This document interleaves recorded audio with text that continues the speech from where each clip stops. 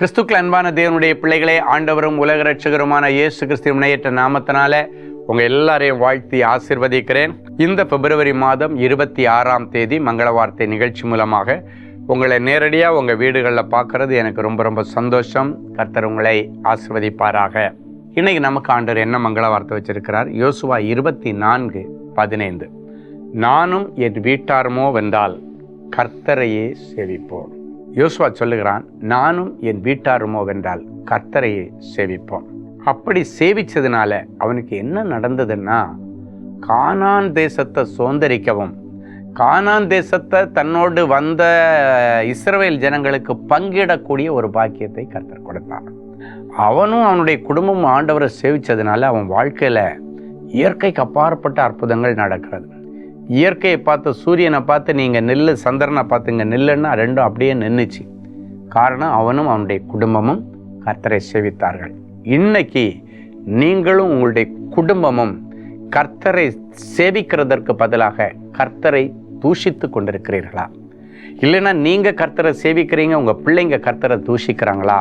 இன்னைக்கு உங்கள் வாழ்க்கையில் ஒரு அற்புதத்தை எதிர்பார்த்துருந்தீங்கன்னா இன்னைக்கு குடும்பமாக ஆண்டவரை சேவிக்க உங்களை ஒப்பு கொடுங்க. டெய்லி காலையிலையும் சாயங்காலமும் உங்கள் குடும்ப ஜெபத்தை நீங்கள் செய்யுங்க. உங்கள் பிள்ளைகளுக்கு ஆண்டவரை கொடுங்க. அதை விட பெருசு ஒன்றுமே இல்லை. பிள்ளைகளுக்கு படிப்பு கொடுக்குறேன்னு காலையில் டியூஷனு, சாயங்காலம் டியூஷனு, பகலில் பள்ளிக்கூடம் எல்லாம் கொடுக்குறீங்க. ஆனால் ஆண்டவரை கொடுக்குறீங்களான்னு ஒரு கேள்விக்குரிய பாருங்கள்.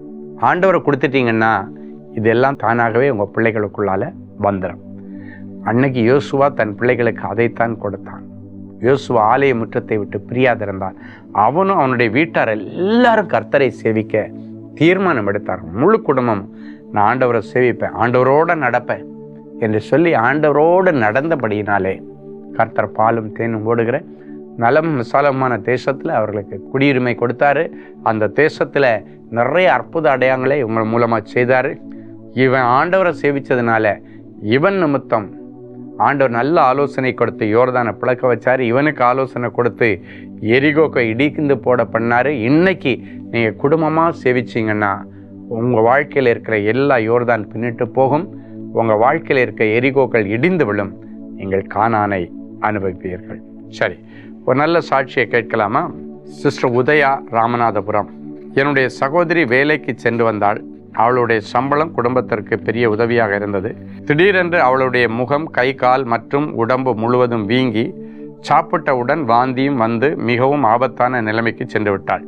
மருத்துவமனைக்கு சென்றபோது மருத்துவரால் என்ன பிரச்சனை என்று கணிக்க முடியாமல், லிவரில் பிரச்சனை, தண்ணீர் தேங்கியுள்ளது, சிறுநீரகத்தில் பிரச்சனை என்று மாற்றி மாற்றி சொன்னார்கள். அதிக நாள் விடுமுறை எடுத்ததால் வேலைக்கு போக முடியல. அதனால் நிறைய லீவ் போட்டாங்க. வேலையும் பறி போய் மன அழுத்தத்திற்குள்ளாகி வாழ்க்கையில் கடைசி நிலைமைக்கு வந்துவிட்டேன். அவள் இறந்து விடுவாளோ என்று பயந்து கொண்டிருந்த போது நான் சகோதரர் ஸ்டீஃபன் அவர்களுக்கு தமிழ் இமெயில் வழியாக விண்ணப்பங்களை அனுப்பினேன். சகோதரர் அவர்கள் ஜெபித்து சங்கீதம் 107:20, உபாகம் 7:5, ஏசாயா 53 ஆகிய கர்த்தருடைய குணமாக்கும் வேத வசனங்களை அனுப்பியிருந்தார். அதை வைத்து தினமும் ஜெபித்தோம். அதன் பிறகு கர்த்தர் என்னுடைய சகோதரியின் உயிரை மீட்டு கொடுத்தார். மேலும் வேலை ஸ்தலத்தில் இருந்த உயர் அதிகாரி மாற்றப்பட்டு புதிய அதிகாரி வந்திருந்தார். அவர் தொலைபேசியில் அழைத்து, ஒன்றும் இல்லைம்மா, நீங்கள் தினமும் வந்து கையெழுத்து போட்டு விட்டு போங்கள் என்று சொல்லி பறிபோன வேலையும் திரும்ப கிடைக்க கர்த்தர் உதவி செய்தார். என் அன்பு தேவனுடைய பிள்ளைகளே, ஒரு சந்தோஷமான விஷயம். உதயாவை போல பலவீனத்தோட உங்கள் வீட்டில் யாராவது இருந்தாங்கன்னா உங்களுக்கு ஒரு நல்ல வாய்ப்பு. நம்முடைய தேவனின் அன்பு ஜெப கோபுரம் சென்னையில் காலையில் 9:30 மணிக்கு சேமம் உபவாச கொடுக்க. அது யாருக்காக ஸ்பெஷலாக இந்த வாரம் அப்படின்னு பார்த்தீங்கன்னா, சரீரத்தில் பலவீனத்தோட வியாதியோடு இருக்கிறவர்களுக்கும் கட்டுகளோடு இருக்கிறவர்களுக்கும் மாத்திரம் காலையில் 9:30 மணிக்கு வாங்க. மத்தியானம் மீட்டிங் முடிஞ்சோடனே தனி ஜெபம் உண்டு. உங்கள் எல்லாருக்கும் அடிமை ஜெபித்து உங்களை ப்ளஸ் பண்ணி அனுப்ப போகிறேன். உங்கள் எல்லா வியாதிகள் நீங்களும் விசுவாசத்தோடு வாங்க. முடிஞ்சால் உபவாசத்தோடு வந்து கலந்துக்குங்க. கர்த்தர் உங்களை ஆசீர்வதிப்பாராக. அன்பான ஆண்டவரே, உமக்கு நன்றி. யோசுவாவை போல இந்த நிகழ்ச்சியை பார்க்கிற ஒவ்வொருவரும் குடும்பமாக ஆண்டவரை சேவிக்க தங்களை அர்ப்பணிக்கட்டும்.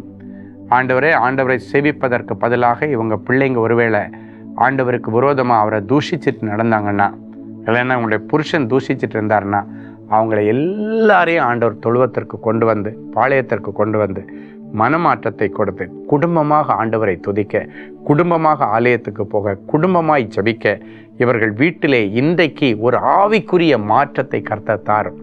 அது இவர்கள் குடும்பத்தில் உள்ள தரித்திரங்களை மாற்றி இவர்களுக்கு பாலும் தேனும் ஓடுகிற நலமும் விசாலமான ஆரோக்கியமான கானான் வாழ்க்கையை கொடுக்கட்டும். இவர்கள் வாழ்க்கையில் இருக்க எரிகோக்கள் இடிந்து விளன்படட்டும்.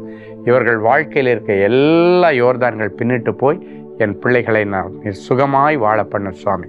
இவர்கள் எல்லாவற்றிலும் வாழ்ந்து சுகமாய் இருக்கும்படி இவர்களை ஆசீர்வதிக்கிறேன். இப்பொழுதும் பிறந்த நாள் திருமண நாளை நினைவு கூறுகிறேன். பிள்ளைகளை ஒரு விசை கண்ணோக்கி பாரும். நீங்கள் வெளியே புறப்பட்டு போய் கொளுத்த கன்றுகளைப் போல வளருவீர்கள் என்ற வார்த்தை அப்படியே நிறைவேறட்டும். இயேசுவின் மூலம் பிதாவே. அன்பு தேவனுடைய பிள்ளைகளே, இந்நிகழ்ச்சியின் மூலம் நீங்கள் பெற்றுக்கொண்ட ஆசீர்வாதங்களையும் உங்கள் ஜெப விண்ணப்பங்களையும் அனுப்ப வேண்டிய முகவரி: தேவனின் அன்பு ஊழியங்கள், Vinayak avenue, OMR road, Okkiyam, Thoraipakkam, Chennai 600097. மேலும் 24 மணி நேர ஜெப உதவிக்கு 04424547999 மற்றும் 9941950999 என்ற எண்களுக்கு தொடர்பு கொள்ளுங்கள்.